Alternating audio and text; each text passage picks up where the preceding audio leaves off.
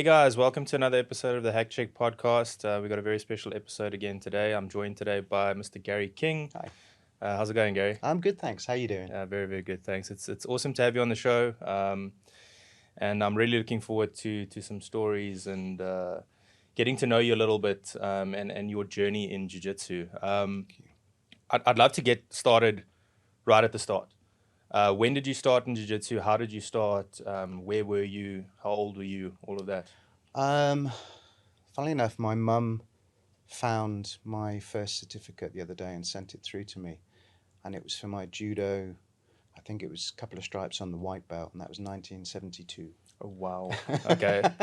51 years. Yes. Nice. But I did judo for a little while. I didn't stick with it as long as I should have done. But I was always into sports.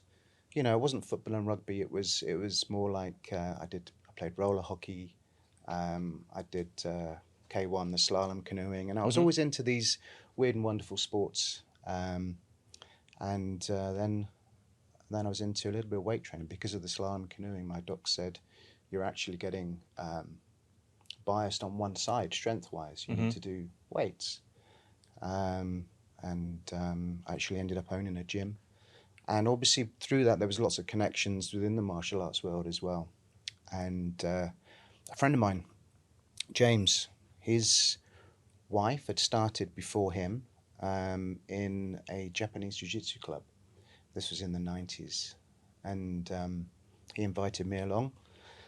And we were training partners for many years. I mean, we started with the Japanese Jiu Jitsu. And then somewhere around the year 2000, I remember I was competing, and I was a brown belt in Japanese Jiu-Jitsu at that time. And I'd won a couple of tournaments at a reasonably high level, and I thought I was okay. And then this tournament, and this little punk with a white belt and 4 stripes absolutely handed my ass to me. Really? Yeah. I couldn't believe it. "What do you do?" He said, "Brazilian Jiu Jitsu." Right, that's it. So 2000 was my switch from the Japanese stuff to the Brazilian stuff. So James and I both really got into the Brazilian Jiu Jitsu side. So first thing we did is obviously lots of Googling or whatever there was in the year 2000. Yeah, what did you do there? I can't remember. Ask Jeeves. There was something like Encyclopedia that. Yeah, Alta Britannica or Vista. something. Okay. Yeah, I think it was Yeah. on slates. With, Yeah. And obviously we looked into the Gracie family and watched the early UFCs and that kind of thing. And we looked at Hickson, I remember, and realised that Hickson was very seldom at his academy. So the best bet seemed to be going through to the Gracie Academy in LA. And at the time, it was... Horian was teaching a lot. And Hiron and Hanno were teenagers. They were... I can't remember what belt they were when we were out there. I remember their younger brother was a blue belt, but they certainly weren't black belts yet. And we said, let's do it. So first time we went there was 2000, and we had an amazing time there. It was a bit of a shock coming from Japanese Jiu-Jitsu. You realise there's nothing wrong with the classical arts, nothing at all. But Japanese Jiu-Jitsu was very much, you're chasing all these different praise, and you're not really going to get any one of them. There was the formal stuff. There was the kata. There's all the throws from judo. There's the stuff with the weapons, the bow, bokken, tanto, tanjo, and grappling made up, I don't know, probably about 20% of it. Really? Is it that little? Because I was going to ask you what the differences are, because Masahiko Maeda, Masahiko Kimura, it was Maeda. yeah, exactly, sorry. He came from Japanese Jiu-Jitsu. Yes. And then went and started with Brazilian Jiu-Jitsu. Yes. And I would have thought that the two are very similar, but you're saying they're not too similar. No, and it was, I think because you're trying to cover so much, there was forms in there, and there's a big classical element to it as well. And I think because you were trying to cover so much, you found yourself not being an expert in anything. And it was a beautiful art. I mean, basically the original Japanese Jiu-Jitsu was the samurai art. Right, okay. So there was a number of things that were kind of, if you're a samurai, you're going to be bigger and stronger than everyone else. you're going to be wearing armor. Mm. All this, so it kind of relied on you using your strength and those kind of attributes, and having weapons and all these kind of things. So, I mean, it's a beautiful art, but it didn't prepare us properly for grappling like BJJ. Mm. Yeah, what we found is as soon as you start BJJ, it was a different mindset, and wasn't as much etiquette as well. You know, I remember first time we came there, we went to LA and bowed onto the mat, and Horian was on the mat, and he said, "What are you bowing for? I'm not Japanese." Hey, and he slapped your hand like this, like, this is cool. I like this. Yeah. And then rolling. You know, I remember a guy called Keith, a blue belt, and he said, I rolled. And this guy, Keith, tapped my hand and then kind of just lied down like this. And I'm thinking, what? What are you doing? What are you doing? Yeah. I mean, you know. And it was, and then I realized I went in there aggressive, and then he just gradually worked his way up into a good position, then took an armbar or whatever. Like, okay, that's the mindset. The mindset's very different. In fact, there was a young lad, I can't remember his name. God, it would have to come to me. And I'm sure Horian would do this all the time. And he'd go, just roll with that little kid over there. And this little kid just took us to pieces. So it was kind of a nice demonstration in a way that, okay, so the way that we've been taught is only a very small part of it. And the way I try and communicate it sometimes is Japanese Jiu Jitsu, you've got a tree when it comes to grappling. You've got a tree with, a few main branches. But with Brazilian Jiu Jitsu or Gracie Jiu Jitsu, there's branches off of those branches and there's branches off of those. Right. And that's the way it seemed to be from my perspective. So we knew the basics. We knew the guard, we knew the scissor sweeps, we knew the arm bars. But there wasn't that much detail in it like there is in Gracie Jiu Jitsu. So, yeah, we started there 2000. Then we would go back regularly to LA to train with the guys. And we'd end up staying at the Gracie family home, which was cool. Very cool.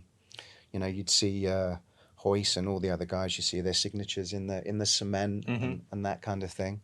In fact, I remember I was chatting to Horian's wife one day. So the boys at this stage, Hiron and Henna, they stayed in the back garden. They had like a little bachelor pad thing there, split into two. So they had their own space. Nice. Horian's wife said, let me show you something. And she just went up into the loft and came down, and it was Elio's original syllabus. Wow. The black and white photos of all of the bits and pieces. And, for me, I'm sat there thinking, this is like, unreal. This is like the first Bible to a Christian. This is this is amazing. The Holy Grail. The Holy Grail, 100%. So that was very cool. In fact, talking of Elio, I remember James and we spoke to Horian and said, can we train early in the academy before the classes start? And he said, yeah, no problem. And we were in the corner just doing it was a guard reposition drill. And we were just working through, and I sort of looked up for a moment and I saw, and Elio had walked in. Wow. And he was just stood in the corner and he was just watching us. Yeah. So no pressure. Yeah. The guy that basically started jiu-jitsu. Yes, exactly. Yeah. So that's incredible. Did he give you any feedback? Yeah, well, he was kind of, very nice. He speaks Portuguese. So I actually did a private with him a little bit later. And Horian said, I didn't actually spar with him per se, but I did a private with him, and his dad was translating. His son was translating Horian. Right. And he was saying, okay, we'll get top mount on my father, now try and submit him, And he was 92 then. Wow. How old were you then? He was amazing. Oh, I can't remember. That would have been... You were a youngster, basically. Not that. I was about 30, I think, probably, something like that. Still young enough, yeah? Yeah. It's a 92-year-old. Yeah. Yeah. Yeah, no, he was amazing. Absolutely amazing. And what happened? What exactly, what did you go for? Well, I just, I worked for combinations and I chased the arm and I worked the neck a little bit, and he was just very relaxed and defending and, just super calm, super chilled. Yeah. And that was really nice to see. At 92 years old, Yeah. eh? And what did it feel like? I mean, did he feel strong? Did it just feel Strong. solid? Yeah, big wrists. Of course, you ask, it's Helio Gracie, so you ask him to choke you later. Yeah, of course. Yeah. That Yeah. was a good solid choke. Yeah. What did Nice to be on what the did he hit list. you with? Oh no, just a nice rear naked choke. Nice. Just, but yeah, I was very lucky to be there and being able to spend time and be taught from him and obviously Horian, who obviously invented the UFC and all that kind of stuff. But the dynamic has changed a lot nowadays. I know that Horian and Henna, Hiron and Henna, are very much with the Gracie University pushing that side now. But they've always been really good instructors. So that was a really good start for me. When we got back to the UK that first time, they said there's a guy that's been training with us from the UK. Have you heard of him? His name's Mark Walder. We're like, no. Okay, so you need to go and train with him. And Mark had gone out and done the same thing basically and spent a long time there, 3 or 4 years before us. It turned out Mark Walder had an academy in Dagenham, Essex, which for us was about a 4-hour drive each way. So what we'd do is we'd finish early on a Friday, we'd drive through to Dagenham, we'd do the Friday night classes, a little bit on the Saturday, and then we'd drive back on the Sunday. So it could be an 8 or 9 hour round trip. Wow. So it's because M25. Yeah. So it was a bit of a trek. Yeah. And I get guys saying to me at the moment, oh, God, coach, it's too far for me to come. I can't drive the 20 minutes. 20 minutes? 20 minutes. You're lucky you are. Come on. And yes, we trained with Mark Walder a bit. And a little bit later on, there was a Gracie Barra guy, that opened up close-ish to us. And Eshka Hager, Carlos Lemos Jr., and so we started training with him. So we would go backwards and forwards to LA, and train with everyone we could at that stage. We wanted to gain as much knowledge as we could and try and soak it up. And these were early times in the UK. I think Hodger was in the UK at that time, but there was a few clubs around, but very few. So it was really kind of this mystical art that no one knew about, and a blue belt was a god. Yeah, yeah. It was really interesting. Different times. Yes, I remember I was introduced to jiu-jitsu by 2006 and 2007, and back then a blue belt as well was already like, it was something you'd never see, and a brown belt was like an absolute demigod. It was like, especially in South Africa, you would barely see brown belts back then. So I can imagine in early 2000s it must have been few and far between to see it in the UK. And then after that, this was early 2000, right? Yes. Early 2000 still. So after that, did you just establish your gym in the UK, or did you? How long was it before you came to South Africa? Came to South Africa in 2007. So in the UK, we were teaching through Carlos for a while, and that was based in Bristol. So we were kind of Swindon based, so this is based in Bristol. And we were teaching there, and then James and I was like, okay, we'd been backwards and forwards to South Africa. So I've been coming to South Africa since 2000. And What, I on loved holiday it here. or? Came here on a holiday, 2000. And I remember stood on Camps Bay Beach looking up at the 12 Apostles. I knew I'd move here. Yeah. It took 7 years, but I knew it would happen. Yeah. We were kind of teaching and doing our thing, and then we decided, let's spend some time focusing on, doing what we can before we come out here and open academy. So we planned it a couple of years in advance.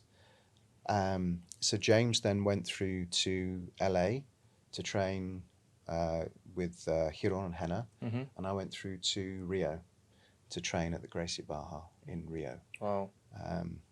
And lived there for about 6 months and trained full time, which was an amazing experience. I can imagine. Oh my word, the standard was absolutely ridiculous. Yeah. I mean, you get guys like, Pedro Pano, Braulio Estima. You'd have Marcio Fatosa. Mm-hmm. You'd have a lot of world champions on the mat at the same time. And And that's that incredible. was, You're rolling with them every day pretty much, or at least learning yes. from them every day. Well, this was the thing. I mean, it was an interesting dynamic because you'd go in there and you'd be... The pyramid was upside down. You know the pyramid where you go, okay, so this many white belts, this many blues, Right. The pyramid was upside down. There were very few white belts, more blues, more purples, more browns. They would do the class, and bearing in mind that Rio in the summer can get up to 40 degrees. Mm-hmm. Gracie Baja HQ was on the top of a gym, no windows and a tin roof. So Wow. yeah. So you're probably training in 50, 60 degrees inside. It's ridiculous. And in a gi, obviously. in a gi, yeah. I remember walking up because you change downstairs and walk up and in a gi, and the water's already dripping off your nose by the time you get to train. And then they do half an hour warm up. And the mindset there is... Half an hour warm up. What does the warm up include?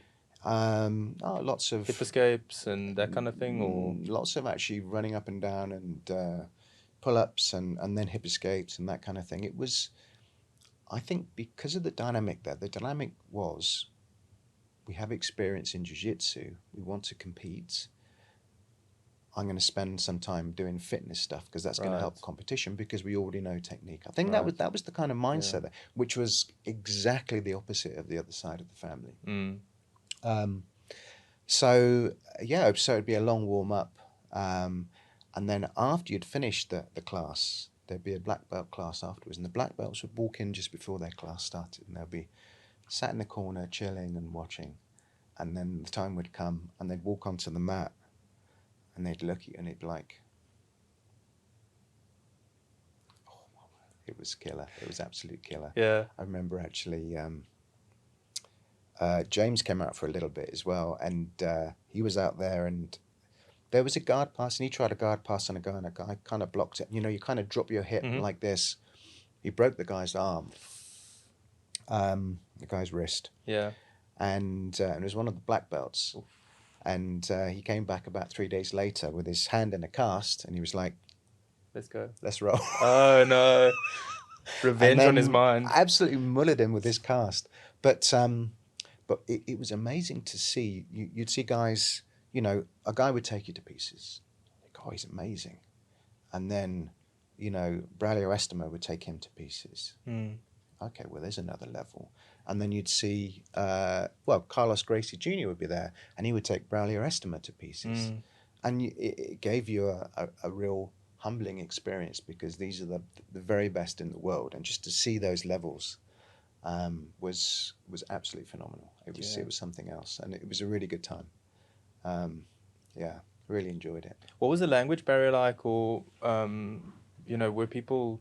Obviously, people speak English, I'm sure, but was there a language barrier? Actually, it's probably a better question. And if there was, how did you... There was a language barrier. I think Gracie Baja has become a lot more commercialized over the last few years. And back then it was very much, okay, so we've got some gringos in. But it doesn't matter, we'll do as normal, and then and obviously because it's a very tactile art, you can see what's going on, and you kind of pick up the words a little bit, and you learn how to order a beer in a bar very quickly, that kind of thing. The important stuff. Exactly. Yeah. It was a barrier, but I think because it's such a tactile art, you can see what's going on and you can see what he's demonstrating. So it wasn't bad. It wasn't bad. And you get guys there would do privates with you that would speak in English as well. Right. One guy, Busy Carrera, Speedy was his nickname. And I did a bunch of privates with him, and his English was good. So that was fine. It was a very interesting time. And now do you speak Portuguese, or did you? No, un pouco. Okay, right. Okay, enough to get by to...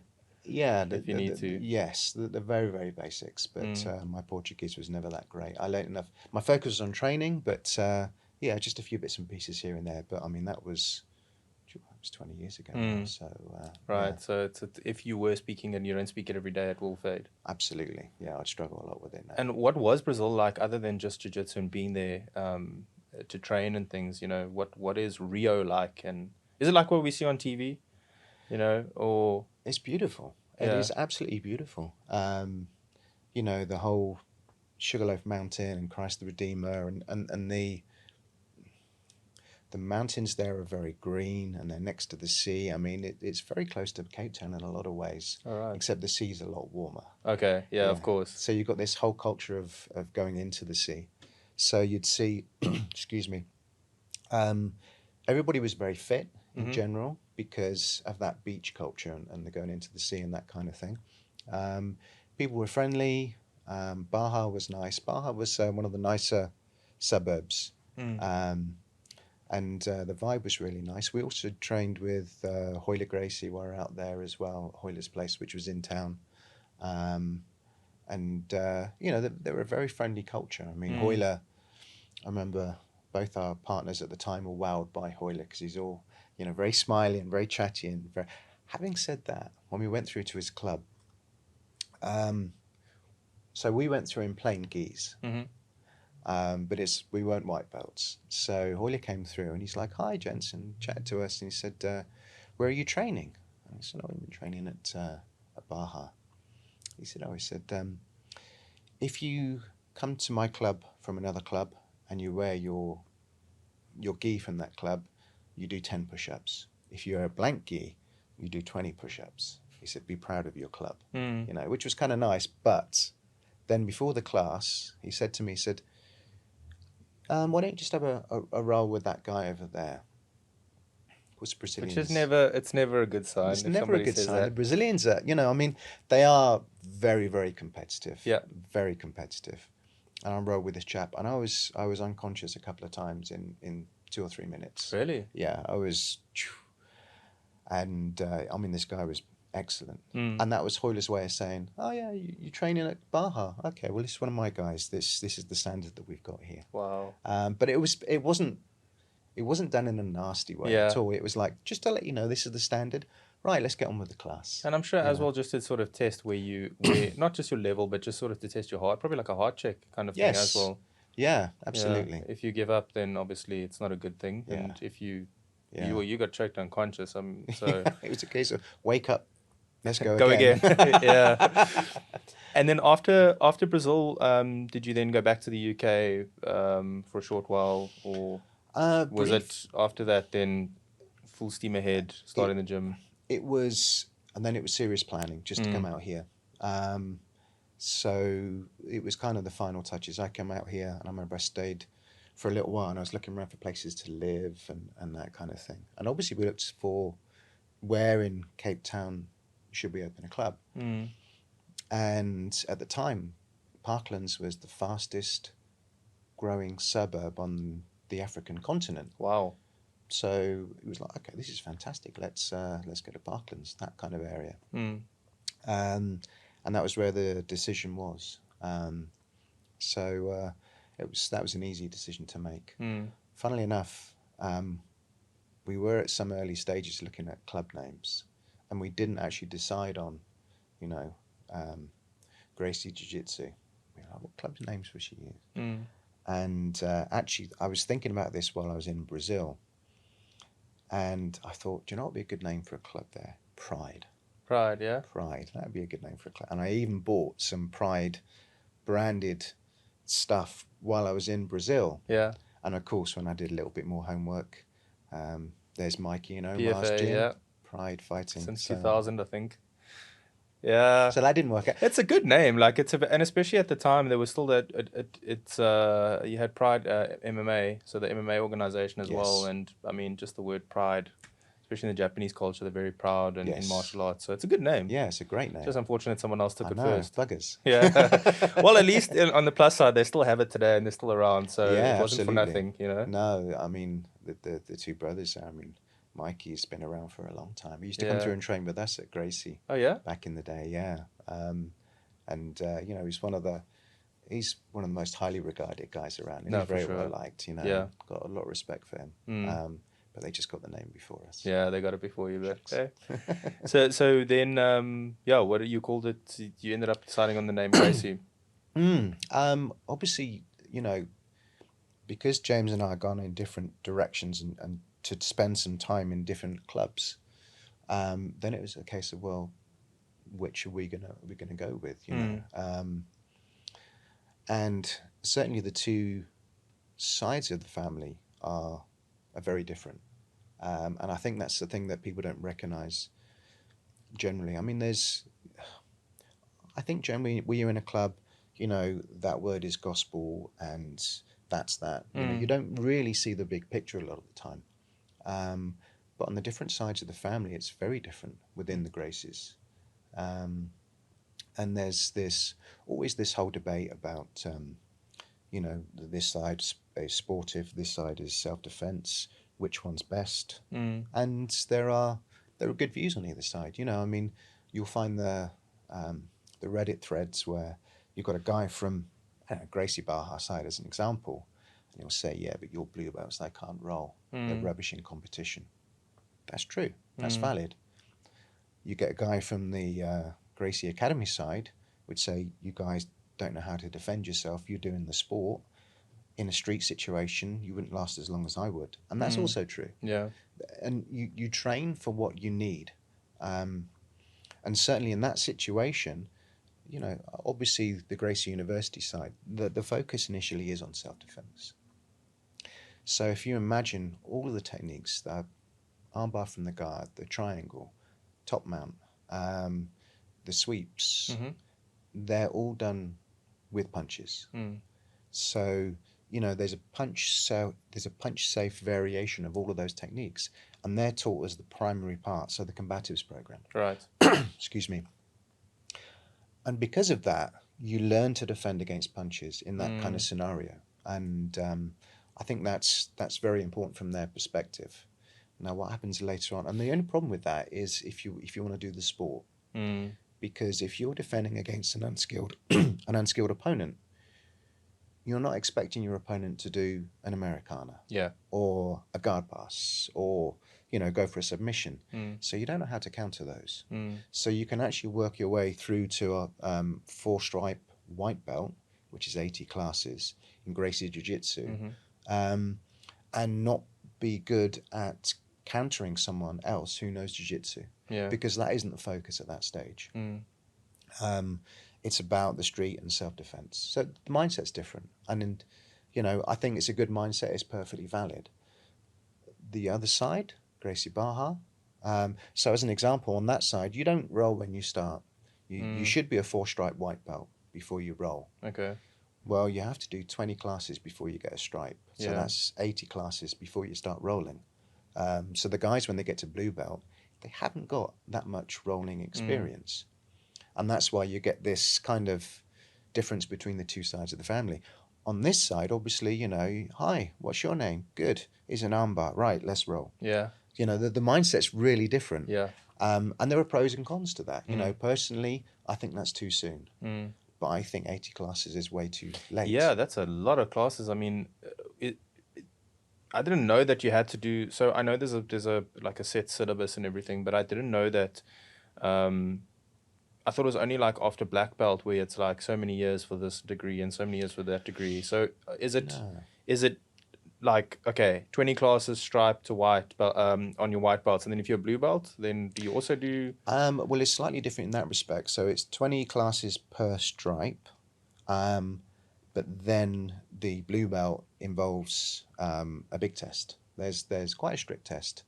And if you've got a qualified instructor, they can obviously do it for you, but it's also linked to the academy. So these things are videoed and sent off to the academy, and you have to score, I think it was over 80% or something. Wow. And the details of there's, you know, get a grip wrong. No, that's it. You know, there's a lot of details involved in getting there, and they're very strict on that. So the blue belt isn't just about number of classes. The blue belt is also about your ability. And within that, although they don't roll, there's reflex development classes, which are basically techniques glued together into flows. And then you get fight simulation classes, which are actually really good fun on both sides. Yeah. So the idea there is the bad guy, and that's the big difference as well. You know, bad guy, good guy. The bad guy puts on a pair of boxing gloves, and just comes at you. Mm. He's not a skilled opponent. He doesn't know MMA. He just wants to try and knock your head off or squeeze your neck or whatever it may be. And you learn to defend against that. So that's kind of their early version of sparring in some way, because they got a different priority. And that's a lot of fun. I do miss that, to be fair. And it's very difficult to try and teach that in other clubs, because you've always got guys that train MMA and that kind of thing. And to turn around to someone and say, I know you're an MMA fighter, forget your MMA for now, you're a bad guy, an unskilled opponent, and go. And within 5-10 seconds, they're throwing out left jabs and doing double leg takedowns. And that's not the purpose of that exercise. Okay, so yeah, so there's it's a lot more different to what I'm used to, because I'm obviously on the other side of the split, if you were to call it the that. the family divide. Well, if it can be called that, which it is. What's sorry, just to track back a second, is the family divide literally just because of the ideologies of, like you say, the sports side and the self-defense side? That's a big part of it. Now, when you look at the Gracie Academy side, I think there was, whenever you go back within any family, you're going to see, guys that go in different directions. And this is just another example of that, and I think a lot is made over this split. But I don't think it's that unusual for any family to kind of go in those different directions. But when you think about it, I mean, Elio had 14 children, and Carlos Sr. had something like 21.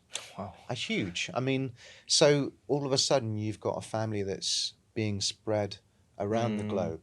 So everyone's going to have their own take, and in the original academy days, I think they had a mixture of both. They would have some jiu-jitsu tournaments, but they would also have old school MMA fights. And I mean, you see the old Gracies in action videos of Hickson fighting on the beach and that kind of thing. Yeah, they had the open challenge as well. All Anybody that kind could of come stuff. in. Yes, exactly. So there was, it kind of mixed the two initially. And I remember competing in one of Horian's tournaments years ago, and his rules were 30-minute rounds. So it's like, and points or no points, or I think there were points, but I think he mainly preferred the submission only stuff if he could. And the idea being there that this is jiu-jitsu. This isn't you need to be relaxed enough, and that's one of the big differences in the family as well. Elio was all about relax, defend, wait for a mistake. That ideology was very different to someone like Carlson, who was, push your strengths, and drive until you get a win. So it's a different mindset, and that kind of facilitates these different rule sets as well. In fact, I remember it was Kiron that was fighting under that rule set, and that rule set allowed slams. And this guy jumped guard on. I was sat at the side of the mat. This guy jumped guard on Hiron, and he was there. And Hiron held him up, and he said, "I'm going to slam you," as if to say, "You have a couple of seconds now to reconsider this position." Yeah. And he didn't, and Hiron slammed him. The guy was out cold. Wow. And Hiron just walked off. Next. It's like the old Pride Slams. Rampage, was it Randleman or Rampage? One was a Rampage, yeah, with Ricardo Arona. Yes. Oh man. Those slams, and then you bring in spiking as well, like what they did to Nogueira, to Big Nog. It's Bob Sapp, eh? And then you've got Randleman and he just retired, Fedor. Yeah. Oh my word, what a striker he was. That slam Incredible. that was just horrible. I'm glad that those are those are banned in competitions, because it's not, getting slammed in the back of your head on a hard wooden floor basically is absolutely. Is not good. Well, I've got a good reason to dislike slams. I mean, I was slammed on the base of my spine back in, I think it was probably about 2004. And I'd been training at a sportive club, Gracie Barhart, Bristol, I think. And a mate of mine, Ronnie Mann, ran an MMA club in Gloucester. And I went through their, you know, to go and train with the guys and that kind of thing. And obviously, coming from a sportive mindset where slamming is illegal, you know, this guy, I went for, I can't remember, was that an armbar or a triangle? It was a triangle Yeah. on this guy. And I didn't expect him to pick me up and slam me, so I didn't underhook the leg or anything like that. I was just like, You and thought he's trying to posture probably or something. yeah, absolutely. And he picked me up and slammed me, and I was going to finish that triangle now. And I didn't really think too much of it. And my back was hurting a little bit afterwards. And that progressively then got worse over the next few years. And it was finally diagnosed here in South Africa within almost a few weeks of us opening the academy here. Oh, no. And it was like, nope, you've got microfractures in your spine and osteoarthritis as a result of that. And it's going to get progressively worse and you need to give up jiu-jitsu. Really? Yes. Obviously, that didn't happen. Oh, man. Yeah, obviously. I mean, I can't... Jeez, like it. And you just started your gym. Yeah. What are your thoughts? I mean, obviously it wasn't... That was a really tough time. That was a really tough time. And, you know, I was quite depressed at the time, I think. Yeah. You know, it was... And the pain as well was getting progressively worse. I did have an operation which didn't do anything, unfortunately, but I was wearing ice on my back for, 4 or 5 hours a day. Jeep, is that bad, eh? So, and, so slamming is something that has an element of reality to it, but, can cause a lot of damage if you don't deal with it properly. And, from that point on, I obviously didn't give up jiu-jitsu, but from that point on, I just flowed in my jiu-jitsu. Yeah. And if someone goes to stack me, I just let them pass. And that's what I've been doing ever since. So really, I mean, I haven't pushed in terms of rolling for 20 years.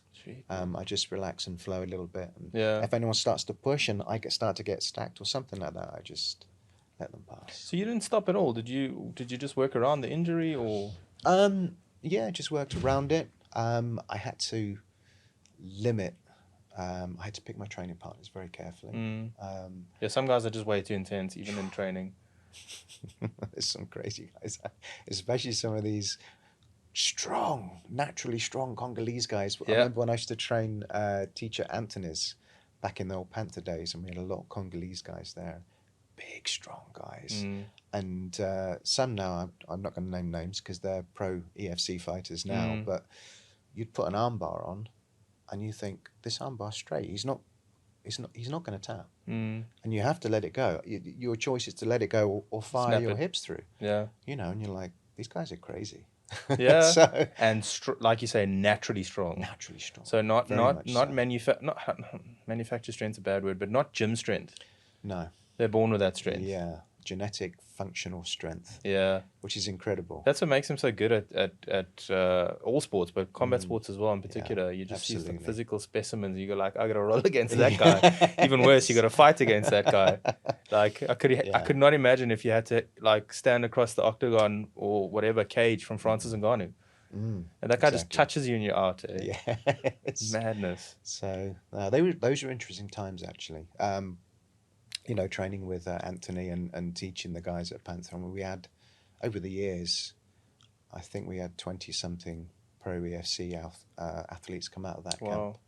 And guys that have gone on to the UFC as well, like Temba. Temba Garimbo. Yeah, he's fighting now, I think, again on the 18th, eh? Yeah. Yeah. So it was a real interesting, and the UFC events used to be a lot of fun. Used to enjoy that, going away for the weekend and, doing the cornering. That was a lot of fun, but some tough guys. What because Panther I knew from back, and I remember the name because I had a friend who was a Muay Thai kickboxer, and I think he trained there a couple of times, but he ended up going like to SA championships and things like that, and they're not really taking it any further. And he always used to tell me about Panther. How long was Panther around for, and where were they exactly? Because I've always just heard the name, but I've never actually been there or seen anything. They were based in Tableview, and I think Anthony must have opened up about 2008, something like that. But they also had a sister club, Panther Durbanville, which is run by not Justin. God, The name will come to me. Mm. Old age. Mm. And initially, Anthony was one of the original crew in Cape Town that trained under Ludwig Stradum, Okay. alongside Rico and Jason and those guys. But he was teaching mainly Muay Thai, and obviously they integrated more and more the groundwork in, and Yeah. I sort of came in and did the groundwork for them. So it was about 2008, but Anthony used to hold these amazing fight nights, and it was kind of early days before there were so many rules in amateur MMA. So these were the days before the helmets and all Shin that kind of pads and all that. yeah, Yeah. and the rules weren't that well established, and the refs were a lot more relaxed about things. Steve And there was some Mazzagari type. there were some crazy nights, and I remember there'd be people crowded all around the cage, and then the window down one side, and people sticking their head through the window, and the sweat would be drifting off the ceiling, the condensation, and the fights were tremendous. There was a lot of fun. I really enjoyed those times. Mm. And it's a shame that isn't happening now. There are some amateur events, but we don't have many good kind of feeder events on this side into the pro MMA scene at the moment, Yeah. which is a shame. I think that's what I posed the question to Don Madge actually in when I had him on the podcast about what South Africa needs for our athletes to go to the next level, because I mean you've got obviously Drickus, Cameron, Don himself, a lot of South African guys and girls that make it, and we've got a really good high level here. But he was also saying, and I think Mike actually from PFM might have also said the same thing. If you're in America, you can fight basically every weekend if you wanted to, which we don't have as much. I know they themselves, Don and Mike, are putting together events in their gyms, trying to get that Yes. opportunity for fighters. But it is something that we really, I mean, I wish there was more of. I mean, you were showing us an event now. I don't know if it was amateur or not, but it was that event looked Last Fighter Standing. amazing. Yeah, that was fun. Yeah. That was an event. Basically, it was a national event, and I was working. I was doing some video for them and doing their. It wasn't a podcast, but it was doing their online stuff and that kind of thing. But that was one of those events where they wanted to keep it very active, so it was a 30-second maximum on the ground, which as a jits guy, It's I'm like, yeah. oh, that's a real shame. However, it did mean that the fight was very dynamic. And unfortunately, it didn't.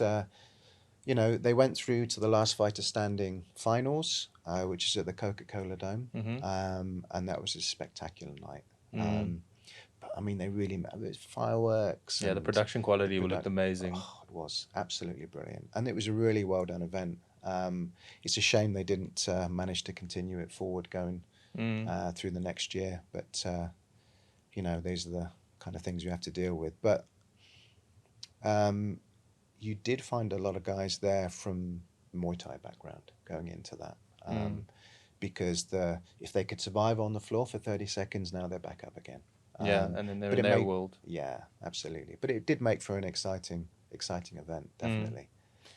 Why do you think there aren't more events like that? I mean, I know it obviously costs quite a bit to put that together, and you need sponsors, and you need, it's a financial thing, I'm sure, at the end of the day. But, why? Because now you've got some amateur, and I know there's MMAF that's now putting teams together and things like that and taking people overseas and giving people chances. But I think really the big guys, obviously, in South Africa are EFC Africa, but it's like a very big jump from just deciding to want to fight to then all of a sudden It's a huge being jump. there. Yeah. And I agree entirely with Mikey and Don in that you need to have a very active amateur circuit. And I think there's a little bit of ego involved when it comes to clubs, I think, because it's a big thing to open up and say, right, let's run this event and, our guys can win or lose. But as you say, really, the more you fight, the better you get. I mean, your MMA record as an amateur isn't that important. No one cares. No one cares. So do as many as you can. And that was Anthony's mindset back in the day, and that's why he used to run the fight nights. Just so these guys can get lots of experience. And I think we do need a lot more on this side. We do need the guys to be able to compete, once every couple of months at least, so they can build up that kind of environment. Because you take someone to the EFC, and it's their first EFC, and you can see the adrenaline dump happening, and you can see the energy drained out of them very quickly with that kind of adrenaline dump. And if someone was fighting every weekend, that wouldn't happen, and they'd be a lot better in the cage. So I think it's important to reestablish that. I remember Chris Bright ran an event, and this was actually Temba, talking about Temba.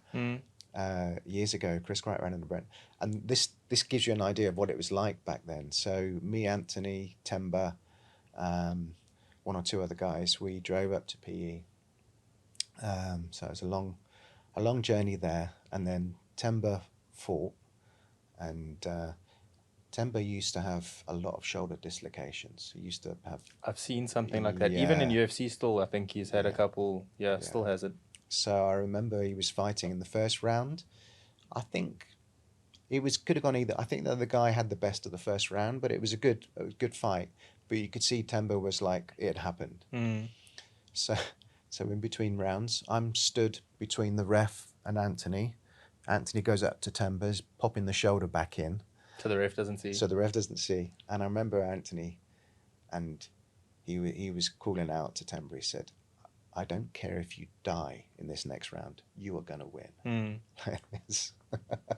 And it was really, you could see he was obviously, Temba responds to that. And he managed to pull it off, one with a triangle, and then we went to the hospital.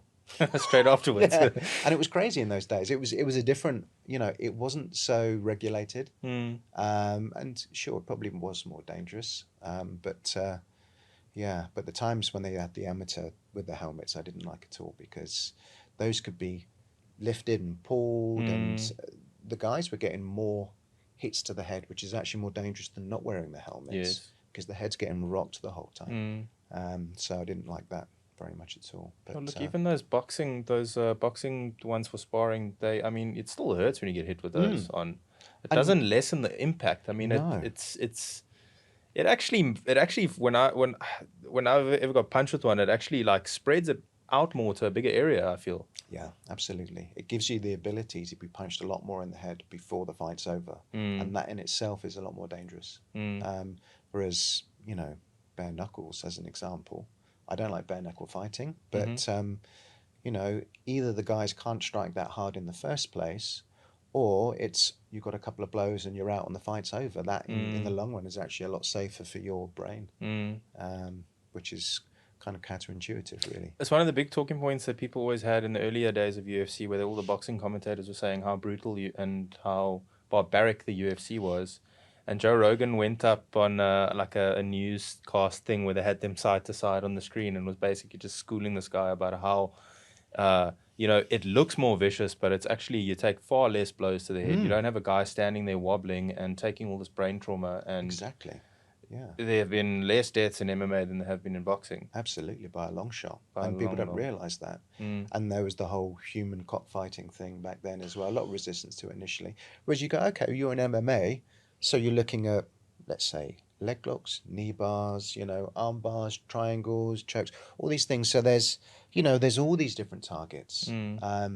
And as a result, the brain isn't getting rocked so much. There's a whole different strategy involved, and a whole very complicated strategy that people don't understand. I mean, we've all seen the MMA events where the guys are up at this, and to them it just looks like two guys hugging on the ground. Yeah. They don't understand. Oh, what are they doing? Stand him up. Yeah. Exactly. And they don't understand the chess game that's going on. The beautiful chess game. So... And how tiring it is for the guys. I mean, just standing in the clinch against the cage, people are like, oh, nothing's happening here. And then when guys get out of the clinch and they're like, well, how's the guy so tired? Nothing's happened. Yeah. That's one of the most tiring things, is to get pushed up against the cage, even push someone up against the cage and start grappling like that. Yeah, absolutely.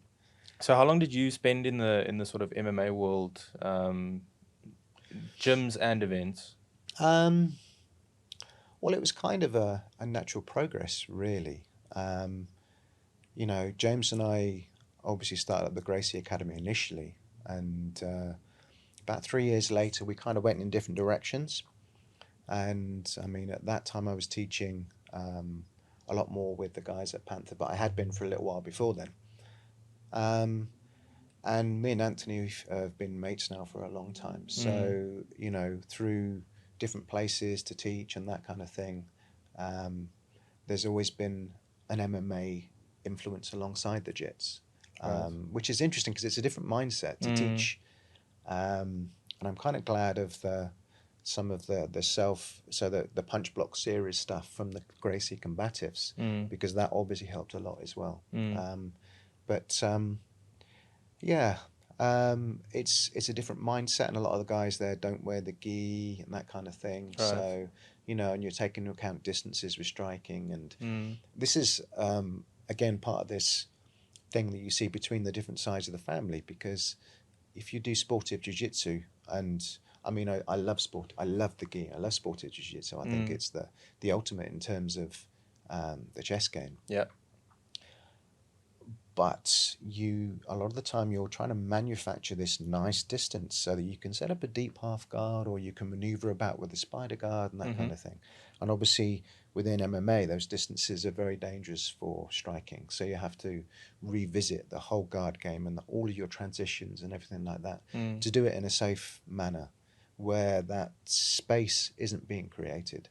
And I've had guys, you know, that still have some bad reflexes from sport jiu-jitsu that have fought MMA and paid the price, which is unfortunate. You know, Yeah. I mean, jumping guard would be one of them for the reason that we've talked about. But you know, even someone stands up in your guard and you reach in to underhook a leg. I mean, great, in jiu-jitsu you might be looking for a knee bar or something like that. And in MMA, you're just going to get smashed in the Yeah, face. you get elbowed in the face from there. Exactly. Yeah. So the mindset's different. It's a yeah, you can feel it when you see people that come from a purely jiu-jitsu background, and then you will roll with them, and you roll with guys that do MMA, jiu-jitsu for MMA.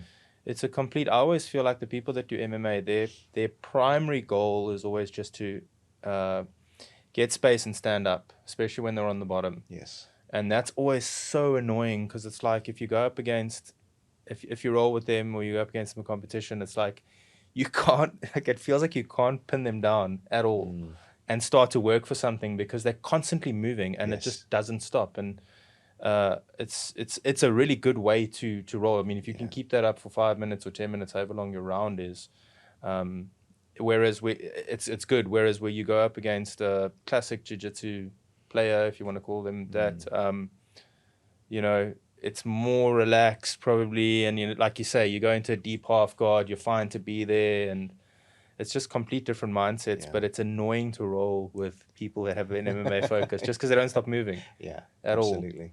And it's the mindset is very different. You're like, come on, let's get into this stuff down here.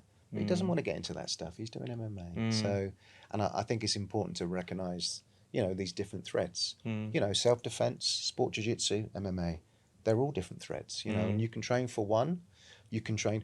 I always say, if you have the luxury of enough time, then train for multiple modes. So you can go, right, I'm training, this is sportive jiu-jitsu. Okay. Today I'm training jiu-jitsu for self-defense. So my mindset's different. If you can do that and you have the luxury and you have enough time on the mat, then that's great. Unfortunately, most people don't have that luxury. So they kind of have to choose one mode over the other. And in fact, a lot of sportive clubs don't realize then there is any other mode other than the sport that they're doing.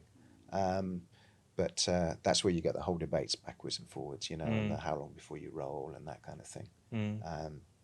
So yeah, I think it's important to have the right reflexes for what you want to do. Don't get me wrong, someone who does sportive jiu-jitsu is in a much better position self-defense wise than someone that doesn't. Yes. But also there are some reflexes there, open guard as an example, that really is a bad reflex for either self-defense or MMA. So you just need to train for what you want to work for. Yeah, try to get a balance between the different styles.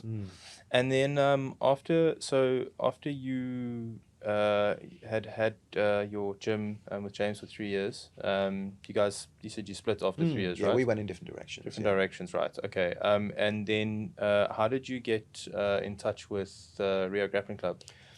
I was kind of always aware of Rio Grappling Club. I mean, certainly they're the biggest club in this area, and obviously going back, Rico and I have known each other a long time, and I remember, in fact, going way back, I was reffing a tournament, and it was Rico and Vickers Schwartz, and they actually met in the finals of both the gi and no gi, and so there was a lot of connections back then that kind of worked, and obviously with Roberto coming out and establishing a more of a base in this kind of area, it was a natural progression from there. Mind you, I was a little bit of a Ronin for a while. I was still teaching, but I didn't have an instructor as such. So I mean, I was actually a brown belt for 7 years as a result of that. Oh, wow. Which is fine. Yeah. It's not about the belt; it's about the journey. Yeah, exactly. That's exactly what Roberto said. Yeah. Yeah. So when did you start? So was it? When did you start your affiliation with Rio? Oof, let me think. Would have been, I'm not sure, about 5 years ago, 6 years ago. Right. I remember I was teaching out in the southern suburbs as well, and Roberto was establishing a base in this area, so I spoke to him. Spoke to the guys and said, I'd like to see if we can talk about association, and that really worked out from there. And that was, I really like Roberto. He's such a chilled guy, yes. and it's really nice to see that Brazilian mindset, that old school mindset, come through, which is competitively relaxed, very chilled, no airs or graces, no ego. I mean, you look at someone like Roberto, he's got nothing to prove. You can watch fights of him fighting absolute legends of the art going back many years. So it's really nice. He's very relaxed. He's got a great attitude, and I don't think there's anyone that's nurtured jiu-jitsu in Cape Town more than Roberto, because he would come out obviously COVID he didn't, but he would come out every year to visit all of the clubs, grow it, have the big camp, all that kind of thing. And I don't think there's anyone else that gives that kind of value in terms of an association. No, definitely. Did he give you a black belt or? Yes. All right. Yeah.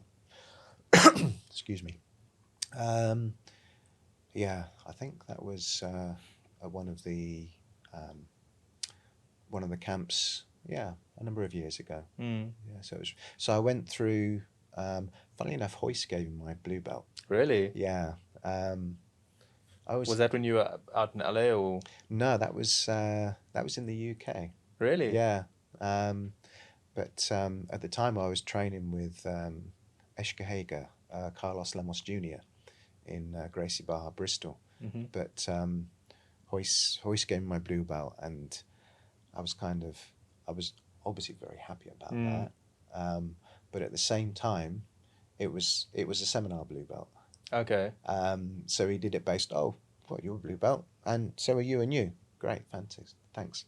So I didn't actually wear it until my coach at the time then gave me my blue belt, and I'm like, okay, I got blue belt from both of you then. Then I felt comfortable wearing it. Carlos Lemos Jr. was my coach at the time. He was the guy that gave me my nickname, Sapateiro. Oh yeah? Which is Portuguese for the cobbler. Cobbler? The cobbler, because I was really into leg locks, so I spent a lot of time looking at people's feet. Yeah. So, yeah. That's quite a funny nickname there. Have you still got contact with like many of the Gracies at the moment, or? Not really, no. I mean, I think gradually over time, especially here, James obviously has a little bit more of a connection because he's been back to LA and that, but I haven't this side. So, I mean, I remember getting, you got postcards from the family and that kind of thing initially, but over time that kind of fades away. Yeah, it would be nice to go visit at some stage, both Rio and LA. It would be nice to kind of, and just see what they do. Because Rio went through a kind of a big change, because the original Gracie Barra that we were talking about had all these superstars there, and it was that environment, and it was the, it's kind of one of the centers of jits worldwide. And then you got this kind of explosion of, as jits started to get popular, everyone went in their different directions. And a lot of the guys obviously went to the States.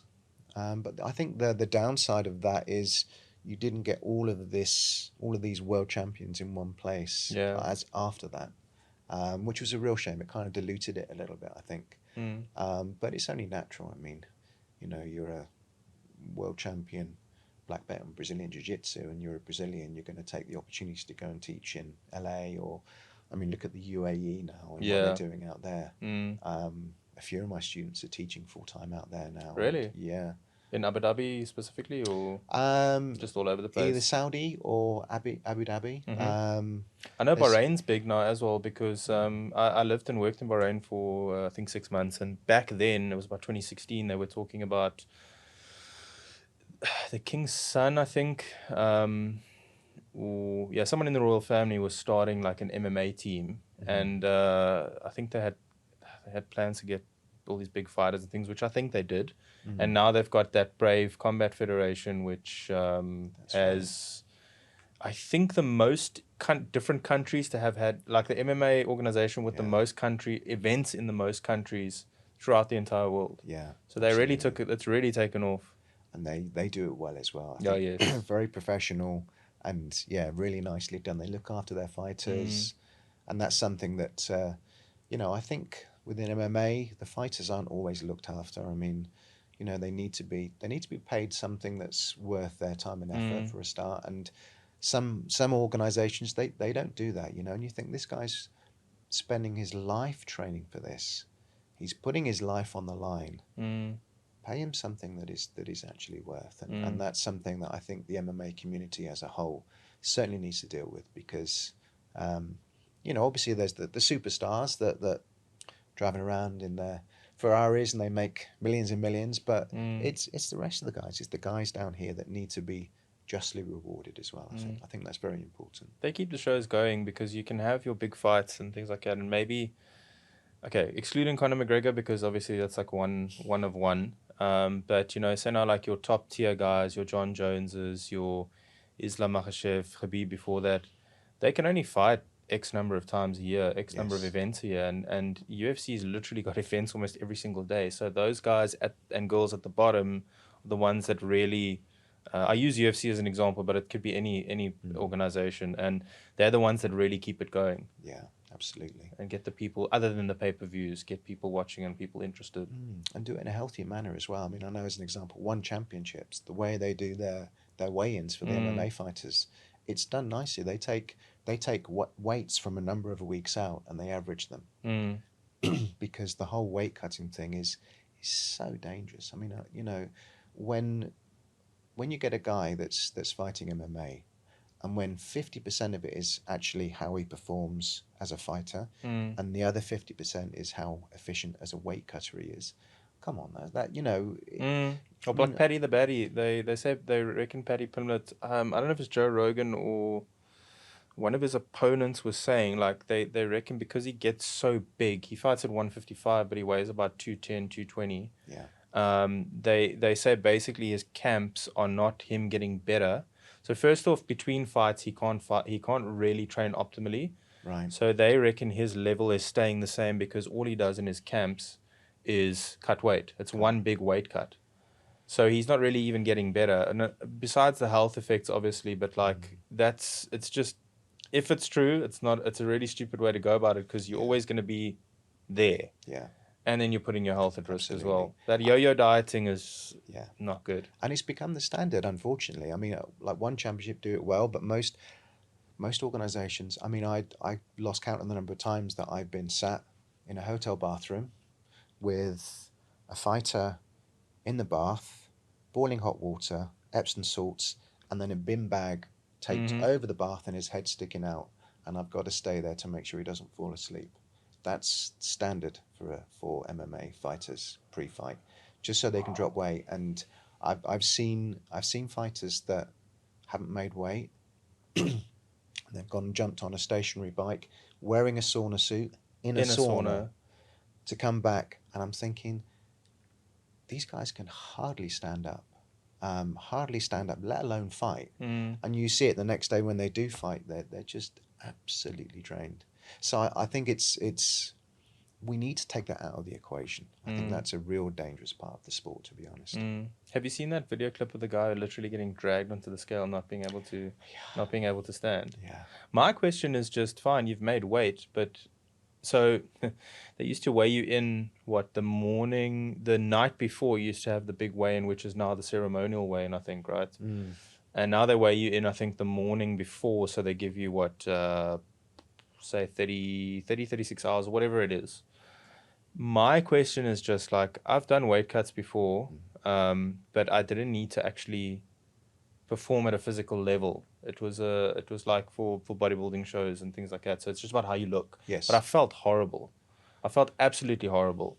And I can't imagine, it's hard enough to like fight somebody for 15 minutes or 25 minutes when you're hydrated and you're at full energy. But I can't imagine that you even fight nearly at your optimum level, having done all that weight cutting before. No, absolutely. It makes a huge difference to be drained and, you know, try to rehydrate. And obviously the temptation is, but then in the meantime, you know, your electrolytes are all over the place. Your potassium sodium balance, that kind of thing, gets seriously screwed up throughout this process.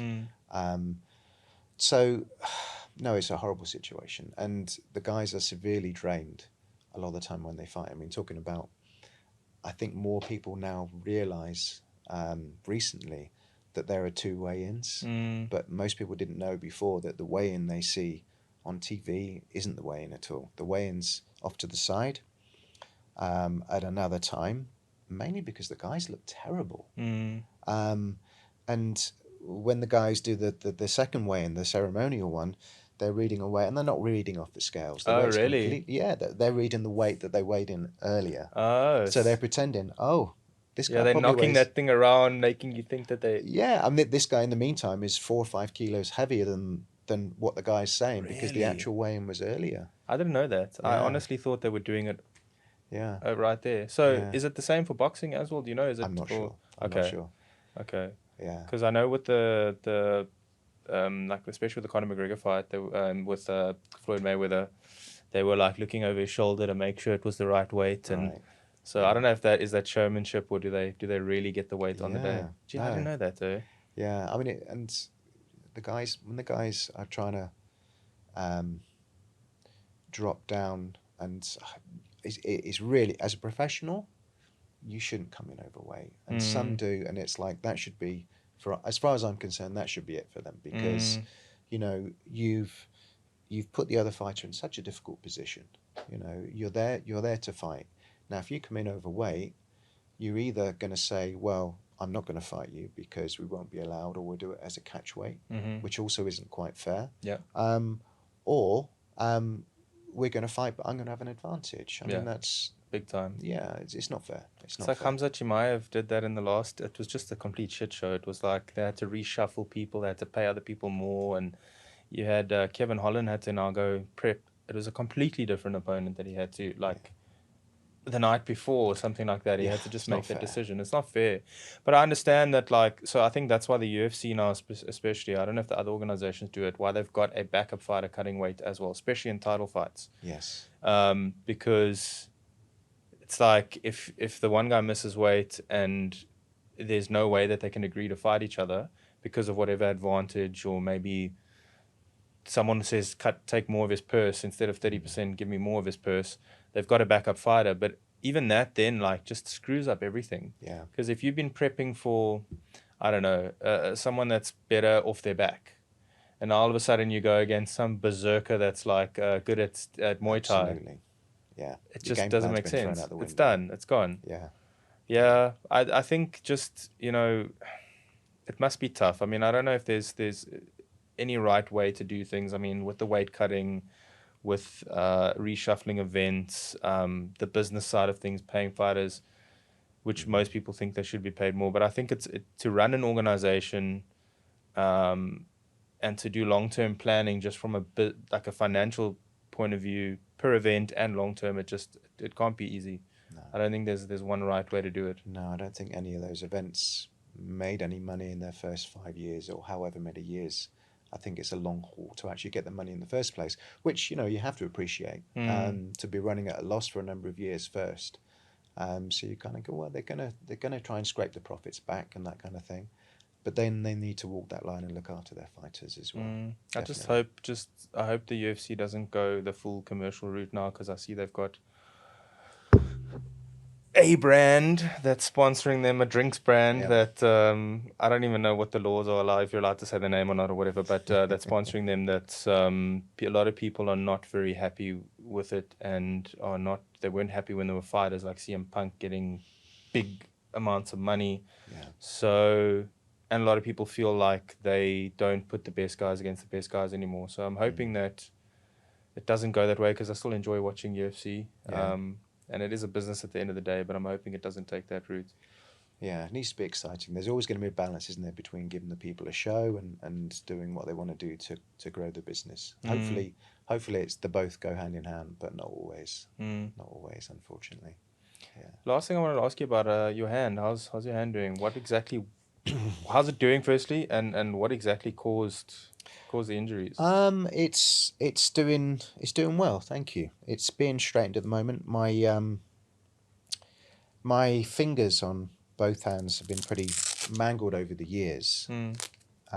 So they were both pretty bent. There is a genetic component to it as well, but my fingers were kind of closed here. So I've had surgery. Basically, they open it up and then they straighten the fingers. But I do need to wear a brace to try and straighten the fingers up afterwards. So at the moment, while I'm wearing this, they're actually getting reasonably straight now, which I'm actually very happy with. But it's going to be another couple of months of physio and straightening before they're straight again. Yeah. So yeah, from a jiu-jitsu perspective, it's been quite frustrating. Obviously, the grip. I've got no grip in this hand at the moment at all. And I'm having a hip replacement in a few weeks as well. Really? So yeah, jiu-jitsu, the gentle art. Well, is it jiu-jitsu related, the hip replacement? Is it, or is it genetic, or? Do you know what? It's age related, to be honest. I mean, you don't see many guys teaching jiu-jitsu in their mid-50s, and that's, it does take its toll, I think, over the years of your hips. But yeah, I mean, I think Steve Bazia, who also teaches, I mean, he's the other chap that's kind of older and still teaching as well. I think he's had a hip hop as well. So yeah, it takes its toll. I wouldn't change a thing though. It's worth it. Yeah. But with a hip replacement, is it a hip replacement or a knee replacement? I don't know that hip replacement. But I don't know if it's both or either of them. Where some people choose to wait, I think, because it lasts only 15 or 20 years, I think, before you need to have another one. Yeah. Is that correct? Is that also what the hip replacement is saying? That's correct. They ideally they want to try and do a scrape or some other method, keyhole surgery of some sort, rather than doing a replacement straight away. But I was in the hospital a couple of weeks back, and he said, no, it's going to be a replacement. Yeah, you have to. Yeah, it's kind of growing over. I've got no movement in the hip where the socket's grown over and it's starting to fuse.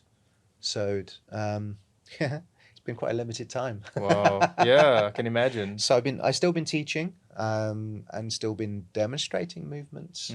And as I said, I only flow spar nowadays anyway. I have for years, but I can't spar at the moment. No, of course, no grips. Yeah, no grips, and the hip is painful. Yeah. But, what's the genetic component behind it? What do you call it? The genetic component behind it is called Dupotrons. So the only cool thing about that is that it means I have Viking heritage. Oh, really? Yes. Nice. How do you spell it? Yeah, the one. There we go. There we go. Vikings and Baron Dupuytren's disease. Oh wow! So it's actually in the name, the Vikings and Baron Dupuytren's disease. Let's just see that. What is the Viking syndrome? Dupuytren's contracture, also called Dupuytren's disease, Morbus Dupuytren, Viking disease, palmar fibromatosis, and Celtic hand. That's cool. Condition in which one or more fingers become progressively bent in a flexed position. Yeah. gradual thickening and tightening of the skin in the hand. The condition most often affects the fourth, the ring finger, and the fifth, the little fingers. Over time, Dupuytren's contracture can cause one or more fingers to stay bent towards the palm.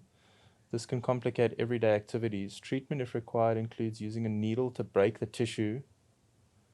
That sounds quite okay. That's keeping the finger bent. Enzyme injections to soften the tissue, and surgery. Yeah. Okay, so you've obviously had the surgery. Yeah. What do you? It's progressive. It progressively gets worse. But is it just? Do you just notice one day that your hands like it's starting to bend? Is it painful, or what does It happens very slowly. Obviously with the jits, there's a lot of wear and tear on the knuckles. So initially, I mean, I remember there's a website called Bumpy Knuckles or something like that to do with jiu-jitsu. So you do take a lot of wear and tear anyway. So initially, obviously there was, you thought, okay, how much of this is genetic and how much is it with my mangled fingers? Yeah, it kind of happens slowly.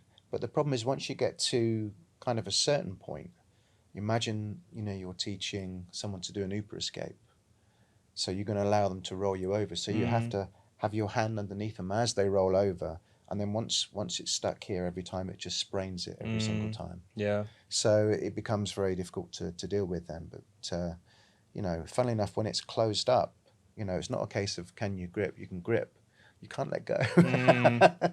So you grab onto someone's lapel and they're pulling away and you're trying to work your fingers out of it while you're sparring. But hopefully we'll get there. Yeah. We'll get there. I realise that they may this one here they when they yanked it out during surgery they gave me a little bit of a ski slope as well, but it's all good. I play keyboards as well, so I'm very happy to be able to get back on them. I'm sure you can't wait. Yeah. Absolutely. Could you go to images there quickly, please, Jet? Oh, Bumpy. Yeah, let's go have a look at Bumpy Knuckles Jiu Jitsu actually. Net, just the website maybe with. I've seen those before. Okay, yeah, I've seen that. Yeah. Bumpy Knuckles. So it's difficult to tell how much of it is genetic and how much of it is wear and tear of the jits over the years. See images. Right. There we go. Yeah. Okay. So see there on the top right, it's got the small finger, and then that one's the ring finger next to it. Yes. Right. That was on that hand, so you can see where they cut through here. So those two, so it was like that. This hand is actually these two. Oh, right. So, yeah, although I did have my thumb released as well. They did a little cut in there. Sure. But it was these two. When did you have surgery on them? 7 weeks ago now. And you said the healing's about 6 months, and then the healing initial healing. The initial healing is, I mean, it's pretty much healed now. I'm still getting some nerve pain, like electric shocks. But the actual physio is going to last quite a bit longer, I think, just to get these properly straight. And I mean, at the moment, that's as far as I can grip. So it's going to take a while with the exercises that I've got to kind of push it flat, and then build up the strength afterwards. So I think it's going to take a few more months physio and that, but it's all good. We'll get there. Yeah. At the end of the day, these are part and parcel of getting old and doing a martial art. Yeah, that'll be a blip in the radar, I'm sure. Yeah, 100%. Speaking of injuries, what do you think people can do different, and what maybe would you have done different if there was anything to sort of aid in injury prevention? Well, I guess there's a couple of things there. The first one is probably ego. You see it. I mean, people within jiu-jitsu always say, leave your ego at the door and that kind of thing. But it's very true. You see guys, and it's normally at the lower belts, but you do see it a little bit in the higher belts as well, where you get guys that just escalate something. And the irony of jiu-jitsu is that a lot of the time it's the guy that's more relaxed that actually wins. But you see someone that will start to go hard, and the other person reacts by going hard as well. And then it kind of escalates, and at that stage, no one's thinking about injury prevention. Everyone's just going balls to the wall, and they don't really care what happens as a result. But ironically, you know, you should be able to go turn that on its head and say, he's going crazy. I'm going to relax more, you know, because then the jiu-jitsu can actually work. So I think trying to put ego to one side is a big part of it. Picking your training partners carefully is also very important. Obviously, you know, a good instructor should recognize, especially if it's a kids class, but kids and adults should recognize there's certain people that you really don't want to put together because of the different personalities. And sometimes, you know, if you know someone is a little bit more thuggish in their training and a little bit more liable to injure you, I mean, we've all seen them. Yeah. Then Every gym's got them. Every gym's got them. Then, especially as you get older, you just stay away. You know, you say, I'm sorry, I'm just gonna have a rest for one or something like that. Just to avoid those people. That's a big part of it. But one thing you do see a lot in BJJ is the whole, you know, training through an injury. You know, don't train around an injury. Don't train through it. And you'll often see guys that have got, oh, I've got a bad whatever, you know. Oh, but it's okay. You know, I'll be fine. And as you get older, these it's not that these injuries take a little bit longer to heal. It's that they don't heal. You know, they At all. No, they don't. It's just there and it's just in the background the whole time. And you ask anyone in their 50s who's training jiu-jitsu and they'll go, well, I've got a little, and there's a little, and there's a little. But I've kind of learned to live with it, you know. But if you could go back in time, you'd kind of, once these things start to crop up, you get them dealt with immediately. Yes. And that's important. You know, I guess that's related to ego as well. But trying to train to an injury is a bad thing. And the weird thing is, obviously, when you're training as well, if you get that tweak, I mean, the classic one is you get that kind of burning sensation up your spine for a second. You know, you get that. And a few people that I've spoken, okay, I've never had it. I'm just thinking that can't be good. It's generally when you've, you know, over time with jiu-jitsu, your body learns how to roll and move instinctively. Right. But every now and again, let's say you get in stack, someone's doing a double underhook pass, and they go to roll you over, but rather than, so your head's to this side and they actually try and roll you this way, as an example. Down the center. And you get that burn. Okay. Things like that, anything that happens on the mat, the good thing then is to, you know, take a step back and, you know, ice elevate, whatever you need to do, you know, and just back off a little, because you're full of adrenaline at that stage. And, you know, I think a lot of the time you don't feel these things until either that night or the next day. And at that point you think, I should have stepped off the mat at that stage. And I think that's one of the things that does make a difference as well. But obviously proper warm-ups, and one thing that people miss so much, and I'm also not very good at this, is stretching after class. You know, finish the class and everyone's like, hey, that's great, awesome. No, stay on the mat. Just another 3 minutes. Just do a little bit of stretching and cool down properly. I think these things are very important, and it's things that we don't do very often. We're all bad at that kind of stuff. You know? Yeah, it's at the end of the class, you're tired, you want to rush home, and you just feel like there's no purpose, but there's a big purpose. Yeah. Flexibility and things like that. It's flexibility specifically. Everyone knows strength and conditioning, obviously, but you need to have flexible muscles because otherwise you're prone to injuries. Yeah, that's true. Most definitely. Yeah, but I think recognizing things early is very important. And, you know, with your jiu-jitsu as well, you don't have to be fighting the whole time. You know, flowing is, I'm very keen on flowing as opposed to fighting, and that's very important. I mean, as Hickson said before he knew English very well, flow with a go. Flow with a go. Flow with a go. You know, and embrace that, you know, especially as you get older. You know, I mean, you'll find that, you know, a lot of guys, as they get older, they'll just flow and they won't often go heavy. And, you know, why go heavy? Why risk injuring more? You know, you can still cheat. Your job then, you have to have the lack of ego to be able to say, right, my job now isn't to fight. My job is to help you fight.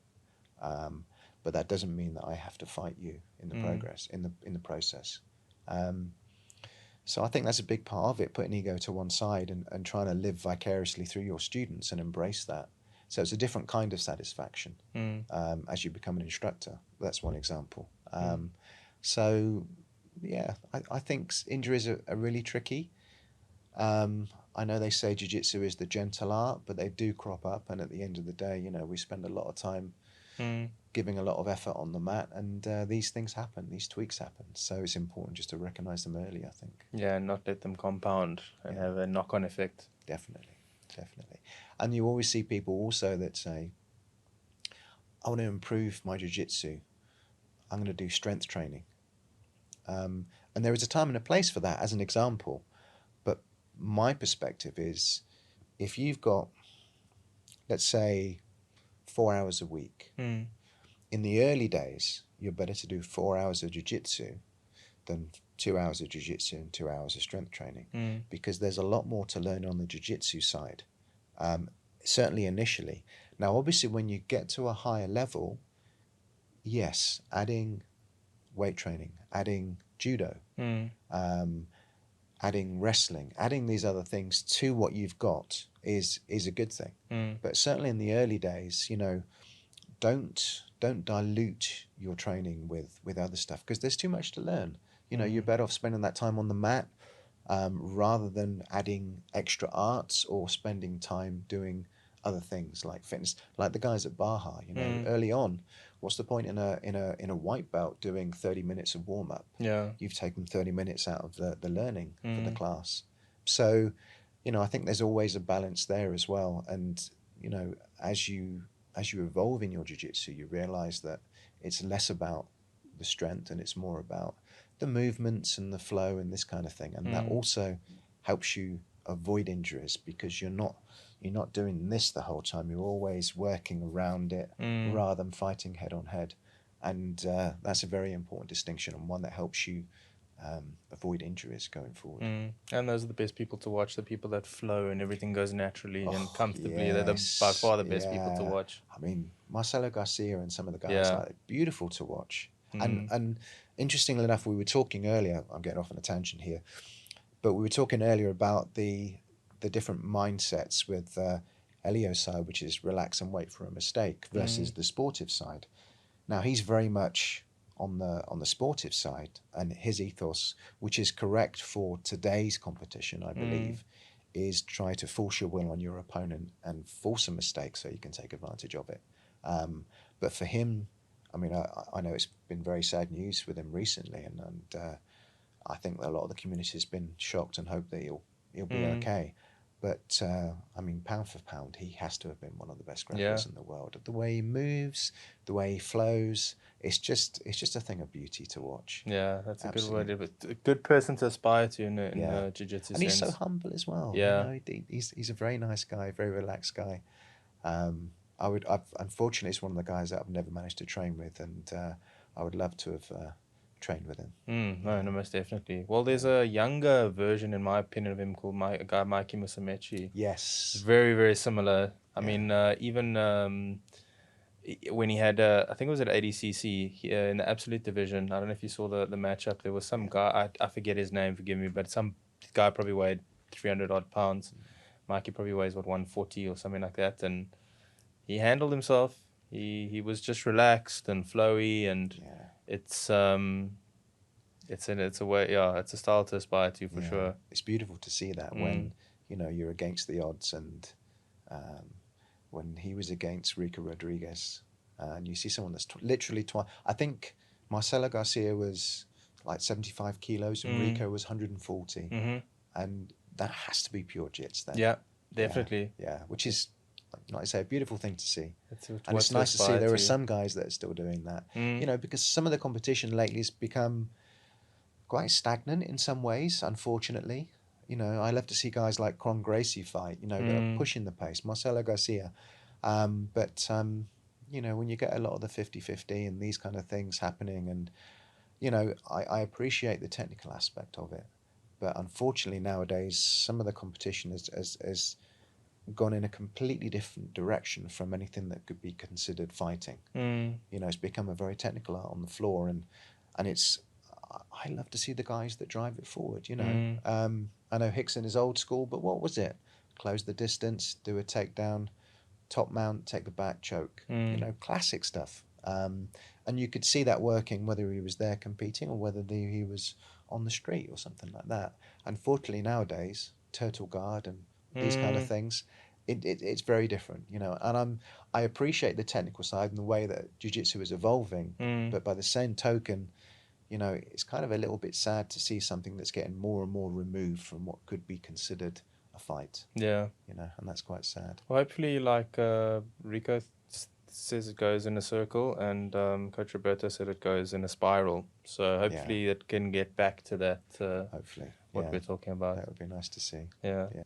Oh, awesome, Gary. Thanks so much for the time. I really appreciate you coming Pleasure. on. And yeah, hopefully you'll make a stop by at your gym. I know Tace does a lot of the traveling jit stuff Yes, and definitely. seminars and things like Yeah. that. So I missed the last one. I was away, but I'm really looking forward to Fantastic. popping in sometime. Should be fun. Awesome. Thanks, Awesome. Gary. Thanks very Appreciate much. it. Cheers. Cheers.